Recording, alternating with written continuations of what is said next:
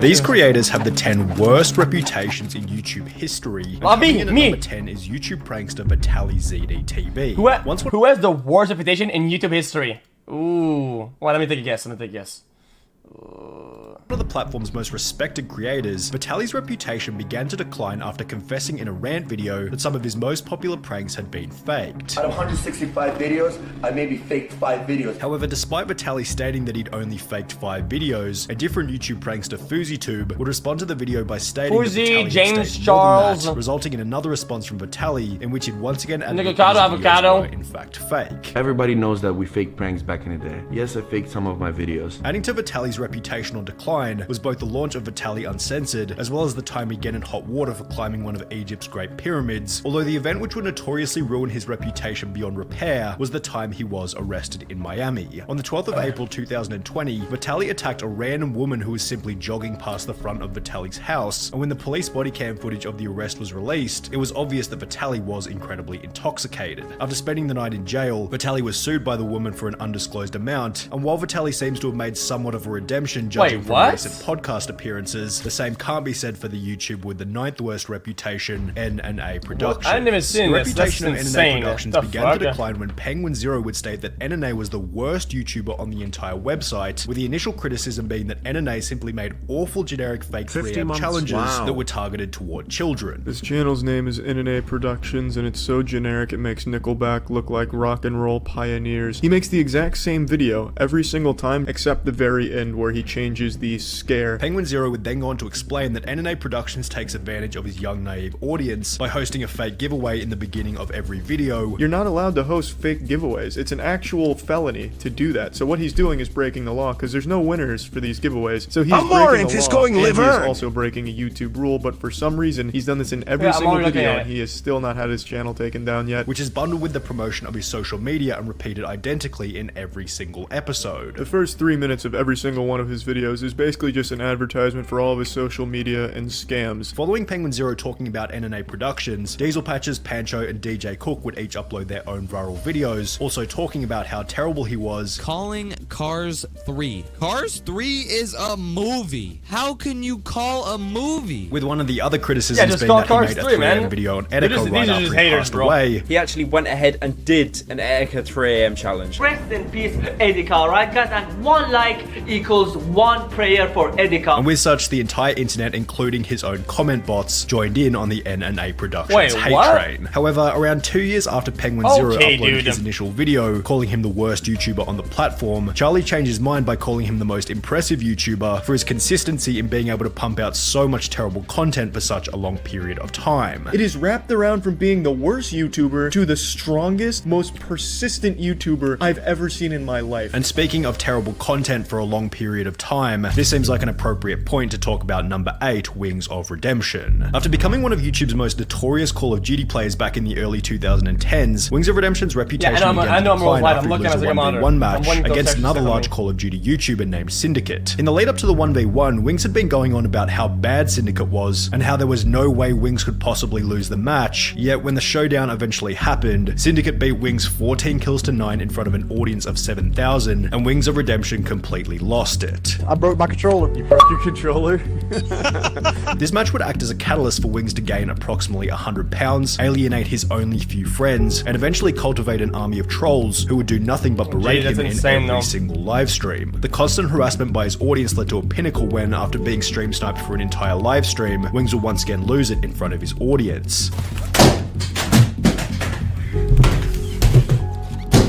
I just can't do it. I can't take this shit no more, man. As these reactions became increasingly common during his streams, entire YouTube channels became dedicated to posting Wings of Redemption's worst moments, which not only brought more trolls to each stream, but these videos made it next to impossible for Wings to get a job or do anything outside of streaming to an audience who were essentially just watching so they could laugh at him. However, there were still less people laughing at Wings in comparison to the creator with the 7th worst reputation, Avocado. After gaining a following as one of the platform's first male vegan mukbang YouTubers, Nikocado Avocado's level of discipline began to slip. Rather than eating healthy vegan food for the camera, he began to consume more and more fast food, likely due to its speedy delivery, cheap cost, and overwhelming relatability to the audience. However, eating fast food every single day in order to produce a video came alongside a massive increase in body weight. As time progressed, Nikocado only got larger and larger, to the point where people weren't even watching for the mukbang, but rather to see Nikocado Avocado eat himself to death. Accompanying his weight gain was the decline of his relationship and sex life. However, the thing that put the biggest dent in his reputation was that he used all of these negative elements as a way to gain views. Celebrating our 700-pound milestone, McDonald's mukbang, my new diet as a disabled person, how much weight I've gained, fast food mukbang, with each of these videos having negative comment after negative comment about Nikocado monetizing the collapse of his life. However, while Nikocado's food-related content has generated a pretty equal mix of both fans and haters, the same can't be said for the person with the 6th worst reputation, that vegan teacher. In the beginning, the vegan teacher's content was mild, fun, and entertaining. However, after she'd blow up from a back and forth between her and Gordon Ramsay, her strategy switched to calling out any and every influencer with the goal of receiving a response. I don't think she's hated though. You're not vegan. I'm coming after you. She'd call out Coco Melon for using not cheese big in enough one of for their like, music videos. Guys, you cannot be promoting cheese to children. Cheese is like a poison, and it comes from a cycle of violence. You forgot to say vegan cheese. Mr. Beast for not using vegan lollies in his chocolate factory video. I wonder if all of those candies are vegan. I hope so, because gelatin comes from violence. And Darman for not using vegan hot dogs in his YouTube sketch. No, he didn't say vegan hot dog. That's not good. As a result of these outrageous claims against some of YouTube's Takes most a beloved note. creators, the vegan teacher became one of the main punching bags for the commentary community, and subsequently it became a trend for the wider YouTube audience to hate on her. The fact that people are actually supporting this lady and subscribe to this lady is tragic. This is another level of insanity. It's so hard to think that this whole channel isn't satire. The fact that she is still on social media till this day for absolutely no reason, just to harass people for not being vegan, makes me mad. The vegan teacher's poor reputation is best summarized by the brutal dislike ratios on almost every single video posted to her channel, yet in comparison to the creator with the 5th worst reputation, the vegan teacher still looks like a saint. In fact, the next person has a reputation so terrible that it's not even possible to find a single positive comment on any of their videos, no matter how deeply you look. The most toxic YouTuber I've ever stumbled across. I cannot believe that this is a real thing. And it's a YouTuber going by the name of Lisa Gaming Roblox. She first blew up by posting a video of her deleting other Roblox players' houses, but with 4 million views on an incredibly toxic first video came an indescribable level of backlash. This is literally unforgivable considering how much time the people spent making the house, and then there is a person who just destroys it all. However, the impressive performance of the video revealed one thing to Lisa: toxicity equals attention. The very next video posted to the channel was therefore another toxic video in which Lisa would make up fake allegations about another large Roblox YouTuber, and subsequently the entire channel devolved into a cesspool of unsavory content. Every single comment on every single video follows a similar structure along the lines of, this is how many people want Lisa to be banned from Bloxburg, people who dislike her vids, everyone who's happy to see Lisa getting hated on. However, instead of trying to repair her reputation, Lisa simply plays into it by creating countless videos reading these hate comments, which only leads to more hate. However, she's still not nearly as hated as the creator with the 4th worst reputation, Darkside Phil, who's so hated that his vlog channel is literally titled The King of Hate. Darkside Phil began as a professional player on the game Street Fighter back in the mid-2000s, where he became hated by the community for his disrespectful attitude toward other players. You got some idiot named DSP who's a total piece of shit, by the way. This was followed by Phil joining YouTube in Amarant going live, you pleb. I mean, I'm gonna ban you. You wanna know why, dude? Because one, you think I'm a pleb for not having it? Look at that shit. I have it open and running. And it's already live. Not going. I already have it live. It's not going live. I already have it. You fucking degenerate. Okay? I'm like 8 steps ahead of you. You fucking bum. Lick my fucking nuts, bitch. Fuck you, pussy. What is your problem, man? On which he'd become one of the first people to upload Let's Play style videos. However, uploading full game playthroughs came with its own set of problems. With so many hours of footage posted to Phil's channel, a user by the name of EvilAJ2010 compiled all of Phil's worst moments on the game Metal Gear Solid before uploading them as a video titled "This is how you don't play MGS2." Phil wasn't too happy with this, so he responded to the video, but this only prompted more compilations by other creators, each of which prefixed with the title "This is how you don't play. These videos not only led to the initial decline in Phil's reputation, but then also lead to a collapse in his viewership at a time when Phil was becoming desperate for money so he could pay his bills. In 2020, it will be discovered that Phil was over $500,000 in debt, causing him to file for bankruptcy, yet when the bankruptcy documents were leaked, it became apparent that Phil had not been spending the donation money on bills, and instead had maxed out 13 credit cards and spent over $40,000 on a mobile game called WWE Legends, with a document showing that Phil had been spending more money on the game than he had been on his mortgage. Just to put a cherry on top of the cake, Phil was also caught beating off on stream whilst not realizing that he was live, and while the camera was only focused on his face, his reaction is still hilarious. Oh, the camera's on. The camera's been on the whole time, huh?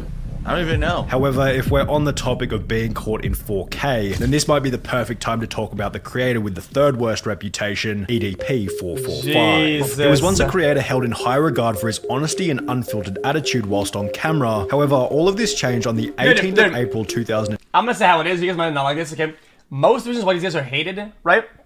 Could be fuel and a ways for them to get more views and do better and be more successful, right? I'm not even kidding, literally. 21, when he tried to meet up with a some of these news or whatever the fuck, they can literally use those news to thrive in more, like a lot of YouTubers do. A lot of YouTubers go at a bad point and they fork into something good instead of something bad, but not everybody can do that. That's how it is. After chatting with her online. Turns out the account was a decoy created by two other YouTubers who captured the whole interaction on camera, and after other creators like Penguin Zero publicized the footage to an audience of over 13 million, EDP's public image collapsed overnight. He'd lose 200,000 subscribers in a week, then 7 days later YouTube would delete his channel altogether. His Cameo, Facebook and Instagram were also deleted, leading him to migrate to other niche video sharing websites such as 3Speak, on which he'd also eventually get banned. EDP attempted to get a job driving for Lyft, Uber Eats and Grubhub, however he'd also be fired from all three of these positions, after which he would apply to have his name changed as a desperate attempt to escape from the controversy. He'd then moved to a completely different city where he began to live out of various hotels, however he was continually evicted as a result of people calling each hotel to let them know what EDP had done. And while EDP is essentially now living in exile from both the internet and the real world, he's not the only person on this list in such a position. Maximilian Mus, the YouTuber with the second worst reputation, also fits into this category of exiled YouTubers. You probably remember him as the guy who made the "Oh Yeah Yeah" Fortnite song before getting everyone in his audience to clone his profile picture and comment "Oh Yeah Yeah" on other creators' videos. Well, this wasn't the only thing that Max was getting his audience to do. Everyone, go to this live stream, type "Weast Raid, Weast Gang" and say homophobic stuff and spam and be racist and sexist and mean and also Max Gang. The reason why he had them saying Weast Gang is because that's a YouTuber that he didn't like, so he wanted to make it sound like all of the homophobic and racist shit was coming from that guy's community, hoping he'd get banned for it. He did this for other streamers as well. The Maximilian Mus rabbit hole is so deep that it's almost impossible to cover in 1 or 2 minutes, so you'll have to refer to these 3 videos by Penguin Zero, Turkey Tom and Internet Ajay. And while Maximilian Mus's channel was eventually terminated as a result of his actions, his low profile doesn't quite earn him the worst reputation on YouTube. That title goes to Sky Does Minecraft, who was once the second most subscribed gaming YouTuber behind PewDiePie. His empire and reputation began to decline when it announced that he and his partner Elisa had broken up, leading Sky to have a full-blown mental breakdown on Keemstar's show Drama Alert. But this is my son! This is my legacy! This is my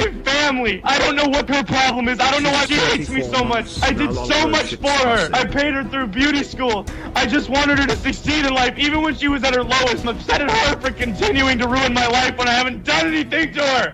I just want my son! Dude, around the same point in Jesus Christ, this is Keem's honest reaction. To ruin my life when I haven't done anything to her! I just want my son! At around the same point in time, both the popularity of Minecraft as well as Sky's desire to create content were declining, which not only led to a drop in his channel's viewership, but this also resulted in him becoming quite depressed. I'm gonna be completely honest with you guys. I've been going through kind of a rough time recently. I've been not the happiest that I could be. As a result of his deteriorating mental health, Sky began to develop a drug problem, eventually resulting in the collapse of his next relationship, after which the ex-partner would come out with over 6,000 words worth of the most brutal allegations in YouTube history. The document revealed that despite once being the 11th most subscribed channel on YouTube, Sky hadn't had more than $100,000 for years and would steal money from companies just to buy drugs and never do the work. The document continued by stating, "You're extremely unfaithful. Alicia loved you and you would cheat, manipulate and lie when she'd defend herself. You would constantly spread rumors of Post Malone, saying awful things about his character, which is odd because last I checked he was checking in on you and extremely kind, was trying to help you out even, which was accompanied by countless other career-ending accusations that ultimately led Sky to disappear from the public eye altogether. Then, 4 months later, the Sky Does Minecraft YouTube channel was listed for sale on a third-party website, requesting a price of $900,000, providing him with the title of the worst reputation in YouTube history.